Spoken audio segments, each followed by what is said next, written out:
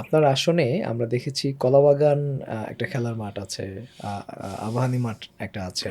But এছাড়া খুব বড় মাঠ সে অর্থে দেখছি না। বাট তারুণ্যের বিকাশের জন্যে, শিশুদের বিকাশের জন্যে কিন্তু খেলার মাঠ খুব বেশি প্রয়োজন। এখন দেখা যাচ্ছে বিভিন্ন জায়গাতে মাঠগুলো আরো দখল হয়ে যায়। বিভিন্ন সময় আমরা দেখেছি। বিভিন্ন স্থাপনা, বিভিন্ন সরকারি স্থাপনার নাম দিয়ে মাঠগুলো দখল হচ্ছে। খেলার মাঠগুলোকে দখলমুক্ত করবার জন্যে এবং পর্যাপ্ত খেলার মাঠ অথবা খেলার যে ব্যবস্থাপনা সেটি রাখবার জন্যে আপনি কি ভাবছেন? আমি ইতিবাচকভাবে ভাবছি। আমি নিজেই তো বললাম যে এখানে আমি ৪৫ বছর উপরে থাকি। এই সব আমার চোখের সামনে। আমি এই সমস্যার সাথে পরিচিত।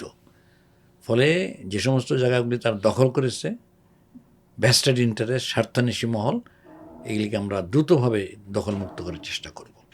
আর নতুন নতুন খেলার স্কোপ সৃষ্টি করতে হবে। যেমন কামরাঙ্গীর চর, কোনো খেলার মাঠই নেই। জি। এরকম কিছু এলাকা আছে কোনো খেলার মাঠ নাই।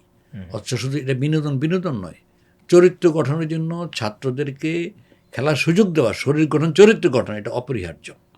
জি। মানে আইন দিয়া যেটা করা যাচ্ছে না, এই যে কিশোর গ্যাং, এগুলি কিন্তু আইন দিয়ে দমাইতে পারতেছে না।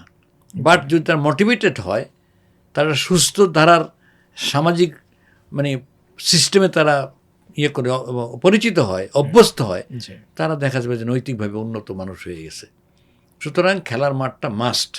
এটা যেখানে যেখানে প্রয়োজন, এই ক্ষেত্রে আমরা এক্সপার্ট টিম নিয়োগ করে কোন কোন জায়গায় জায়গা পড়ে আছে, কোন জায়গায় অবৈধ জায়গা দখল করা আছে, সেগুলি কিন্তু সরকারের পক্ষে সম্ভব। সরকার is big powerful instrument, big powerful organisation. সরকার এত শক্তিশালী যদি বৈধ হয়, জি। হ্যাঁ, জনগণের ম্যান্ডেট নিয়ে হয়, তাহলে এই কিন্তু মেনি থিং, অনেক কিছু করতে পারে।